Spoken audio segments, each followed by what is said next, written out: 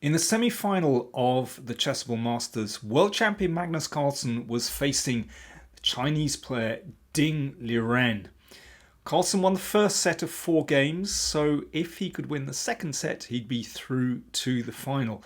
Now, this was the first game of this second set. Ding Liren, with the white pieces, he's played his customary d4, and Carlsen has played the King's Indian. Now, if you remember in the previous round, Ding Liren absolutely smashed Nakamura's King's Indian. So it's incredible that the world champion is playing the King's Indian again. This is real provocation. So against Nakamura, Ding played bishop e2. In this game, Ding goes back to one of his old favourites, h3. Now this very often seeks to gain space on the king side with pawn to g4. This is a very interesting idea. I like this very much with white. So e5 from Carlsen, d5. We got this standard locked pawn structure in the middle where white has this space advantage. As I said, very often white will try to play g4, and that really cramps black's expansion on the king side. But there's a lot more to white's system than that. And bishop g5, it's also a move that I really like. Pinning. And if pawn to h6, then the bishop just drops back to e3. And that is a slight weakness that white can latch onto, perhaps with queen d2, maybe with g4, g5 sometimes. So that's one of the ideas of playing bishop g5. But Carlsen wasn't tempted to attack the bishop. He just developed with bishop d7. Knight d2, c6, bishop e2. So now we're sort of running on pretty standard lines. Queen b6. So slightly strange move because, of course, white can defend that very easily with rook b1. And the queen stands slightly oddly on b6 because that bishop can always drop back to attack it. And it's difficult for white to somehow attack anything in white's position. Carlsen played king h8, which is perhaps the prelude to playing the knight back to g8 and then bishop to h6. That's one of the ideas. But it's almost as though it's waiting to see what white will play. In fact, Ding could have played b4 straight away here. He just castled, which is fine. And now Carlsen closed the position with c5. Now that is quite a committal decision because it locks the queen side but gives black some stability at the same time. But it's easy for white to try to use the b file like this, so you can try to break things open, but still the pawn on c5 is kind of a rock that gives black some stability. So there are pros and cons to putting the pawn on c5. Knight b5 attacks the d pawn on d6, queen e7. And now rook e1. So this is the prelude to a little shuffle. We saw that rook move from Ding in his game against Nakamura. Sometimes it's useful to have that f1 square free for either the bishop or sometimes the knight as well. h6. Now, the bishop could come back to e3, but in this case, Ding prefers to keep the pin. And one of the ideas, you want to provoke that move g5, because now that f5 square is much weaker, and with a little bit of a shuffle, well, let's put the bishop there, and then the knight will come around to e3 and gets very good control over the f5 square. In fact, white should probably play bishop g4 just to clamp things completely. But Carlsen isn't going to weaken himself with g5. Rook fc8. He's certainly playing in a very different way to how Nakamura did. Carlsen isn't launching an attack on the king side, but just playing much more steadily. So bishop d3 defends the e-pawn, and now the knight is going to switch round. Let's have a look at that. There we go. So that the bishop move enabled this knight maneuver, and the knight just sits on this fine square e3, still defending the c-pawn, but also with some control over f5. And you can see that because the queen still stands here, black simply can't entertain the idea. The standard King's Indian f-pawn advance simply isn't on in this position because the knight can be taken on h5. And if the knight comes into f4, then the bishop just comes back to f1. There you go, very tidy. White is actually very solid here with the bishop on f1 protecting. So Carlsen plays bishop to f6. So this is playing in a very positional way, actually, forcing the exchange of these bishops. And that means that these dark squares later on, f4, other squares, can perhaps be exploited by black's pieces. But, you know, this is a very long-term decision. The knight came back to c3. Well, the knight has done its job on b5, just tying black to the defense there. But now it might be that white wants to push on with b5. So here is one possible position where white could certainly go for b5. Just have a very quick look at that. And now pawn to a4, and you can push with a5 and then start to double your rooks on the a file. That is possible. But Ding played bishop c2. Now sometimes you might want to play bishop a4, but actually an exchange of pieces usually will help the player who's more cramped. So I'm not sure about bishop c2. Another way of playing is just to play very steadily, queen d2, put the bishop back on f1, and just play g3 just to make sure f4 is covered, and perhaps later bishop g2. I think that would keep a very nice space advantage for white and really prevent any expansion by black on the king side. Bishop c2 played. I mean, this is still, of course, a fine position. And this knight comes back to b8. Well, it's perhaps trying to come through d7. That's one idea. But there's another idea which Carlsen has in mind, and this is very clever. So Ding plays king h2 here. Now, he's protecting that pawn and wants to play g3, and just to organise a nice, strong defensive position on the king side. But here is where Carlsen seized his moment. It seemed as though he wasn't doing much, but suddenly he played pawn takes pawn on b4, giving up that strong point on c5, but playing a5. And in fact, the idea is to bring that knight into the vacant c5 square once this pawn is knocked out from b4. I think I've mentioned this before. When you play the King's Indian, you have to recognize when the critical moments are. You need to be alert the whole time. It seems like there's not a lot going on, and then suddenly it all happens. And this is one of those moments where the nature of the position changes. So, for example, if pawn takes pawn, then you can see that knight will come into that beautiful square on c5. And now you can see how exchanging those dark squared bishops actually helps black, because that knight sits on c5 and, you know, it's difficult to budge it basically.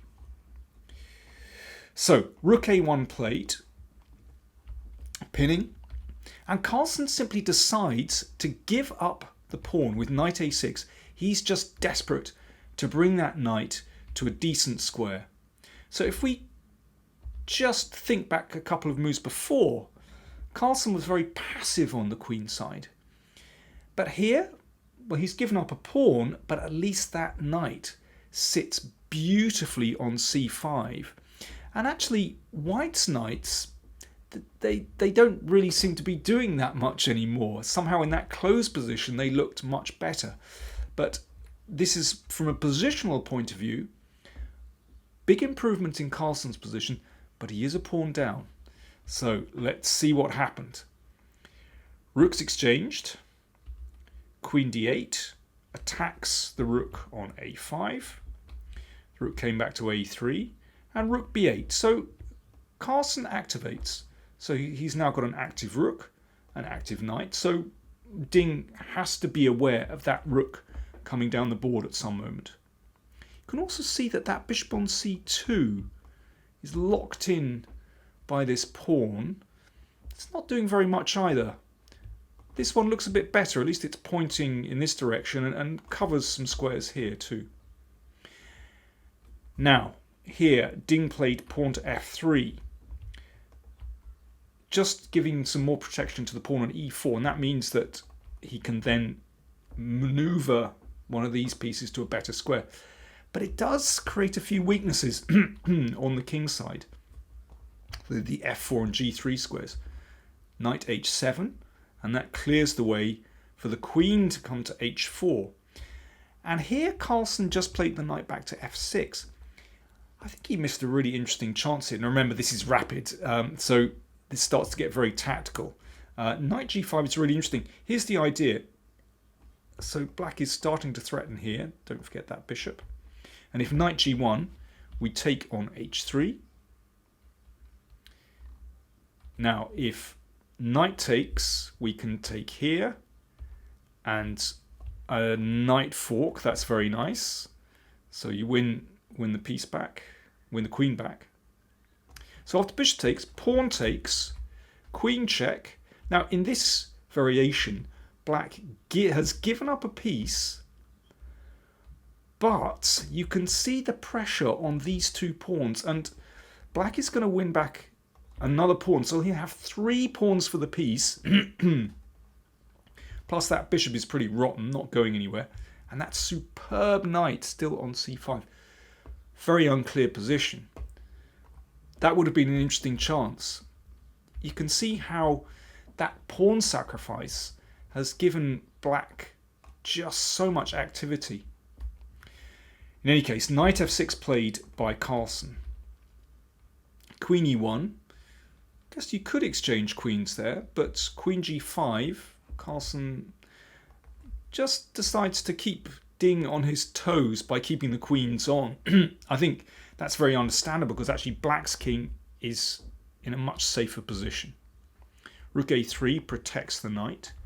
Knight h5, looking at those dark squares. But Ding is now in time to cover those dark squares with g3. I suppose the only downside of this move is that you can see the second rank is now open. The white king doesn't have any cover. So that means that white's king is always slightly vulnerable. And although there's no attack at the moment, let's just bear that in mind. f4. So Ding decides, right, time to try and strike in the center. This one threatened. Carlsen covers. I was expecting Ding to take here, but it doesn't solve all the problems. But in any case, knight c3 played. And here, it's actually even possible to exchange here and try and bring, the knight and the queen over. But Carlsen just played it steady, king h7, and then Ding played f5. I think he thought better of opening up the king side and kind of closed it to a certain extent with f5. And now g5 from Carlsen. I thought h5 was actually very interesting with the potential to open up the king side with h4. But g5. And the queen came back to d8. King f3, h5. So that king, you can see it lacks pawn cover. If the position breaks open, that king will be in trouble. Just compare it with black's king. So at the moment, Carlsen's still a pawn down, but there is potential. The rook came back to g8. Now he's just slightly concerned about that pawn on g5 and making sure it's covered. So some shuffling going on. h4, of course, Carlsen doesn't open it now because that would give white some attack. So Carlsen closes. Still got to be a little bit careful about that queen coming to g5. That's why the king just nudged over to h7. Rook b1, and now the piece is Switchback. Okay, rook g8 just keeps the g5 square protected. Queen a6, attacking the pawn. And that's blunted by the knight. And rook b8, hitting the knight. Covered by the bishop. But you can see that's a little bit uncomfortable for white. If the bishop has to come here, it's permanently in the sights of that knight. White also has to always watch out for that pawn. So that's why these pieces need to stay protecting that e-pawn. White is under pressure, basically. Carlsen exchanged off the knight on b5 and played queen a4. More pressure on the pawn here. Queen b4. Ding desperate for an exchange of queens, which would mean his king would obviously be out of danger. So, of course, Carlsen keeps the queens on the board. Queen b2, queen a4. Now they're repeating the position. And now Ding avoids the repetition with rook b2. So both sides actually playing pretty adventurously, although here, well, Ding concedes that he really hasn't got much more than a draw. And if Carlsen wanted it, he could have played queen a2 check. That would be a threefold repetition. Carlsen plays on. So this was very brave. You know, both sides down to just a few minutes now. If that pawn advances to b6, basically it's going to be rounded up. That knight is going to come in here. So Ding retreated the queen. Well, you know, perhaps entertaining the idea of queen g5 again. And here Carlsen plunged in. That bishop for so long, a rotten piece. That knight, a glorious piece on c5. But Carlsen saw his chance. He exchanged off knight for bishop. Brought the queen down.